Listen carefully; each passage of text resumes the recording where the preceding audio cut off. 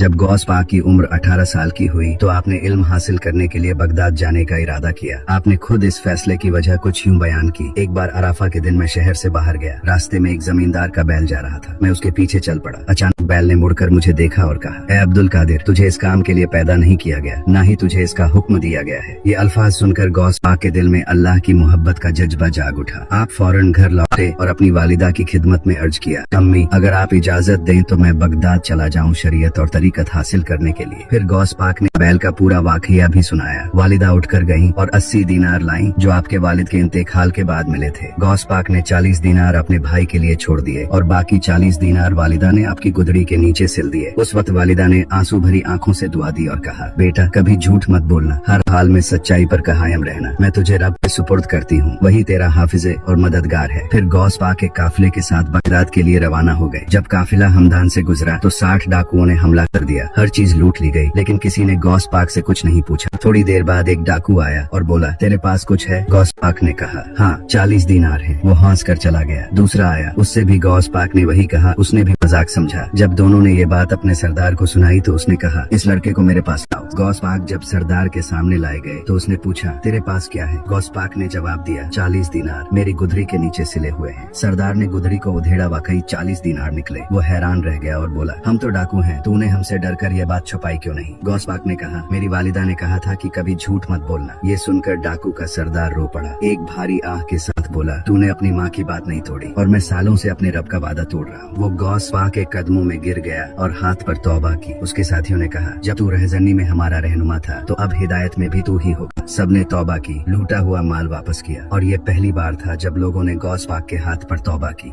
आखिर क्यों आप हजरत गौस पाक ने एक मुर्दे को कब्र से उठकर जवाब देने को कहा? एक औरत ही बेसहारा, कुछ दिन पहले उसका जवान बेटा इंतकाल कर गया था, मगर बेटे के जाने के बाद भी उसका दिल बेचैन था। वो गम से नहीं, एक राज से परेशान थी। बेटे ने मरने से पहले अपनी बहन की शादी के लिए एक अमानत छोड़ी थी, जिसका पता सिर्फ उसी को मालूम था, और अब वो राज उसी के साथ दफन हो चुका था। वो औरत रोती हुई आप हजरत गौसुल आजम अब्दुल कादिर जीलानी रहमतुल्लाहि अलैहि की खिदमत में पहुंची। कांपती आवाज में कहा, हजरत मेरा बेटा चला गया, लेकिन मेरी बेटी की जिंदगी अब उसी अमानत पर है। क्या कोई राह है जिससे मुझे वो मिल जाए? आप गौस पाक रहमतुल्लाहि अलैहि ने कुछ पल खामोशी से सुना, फिर फरमाया, चलो मुझे उस कब्र पर ले चलो। आप दोनों कब्रिस्तान पहुँचे और औरत ने अपने बेटे की कब्र दिखाई। आगे की कहानी पार्ट 2 में। गौस पाक रहमत अल्लाह अलैहि एक ही वक्त में मुख्तलिफ जगह पर बगदाद में हजरत गौस पाक रहमत अल्लाह अलैहि मुरीदों को दर्स दे रहे थे कि एक शख्स घबराया हुआ आया। मेरा काफिला बियाबान में डाकुओं के घेरे में है, मदद फरमाए। आपने मुस्कुरा कर फरमाया, जाओ अल्लाह मदद करेगा। वो शख्स वापस गया तो हैरान रह गया। वहाँ हजरत गौस पाक रहमत अल्लाह अलैहि खुद खड़े थे। आपकी नजर पड़ते ही डाकू काम गए, सामान लूटा दिया और तौबा कर ली। इसी वक्त बगदाद में मुरीद देख रहे थे कि अब बगैर रुके दर्स दे रहे हैं। सब हैरान रह गए कि एक ही वक्त में 2 जगह आपको देखा गया। हजरत ने फरमाया, ये सब अल्लाह की कुदरत है, मैं कुछ नहीं।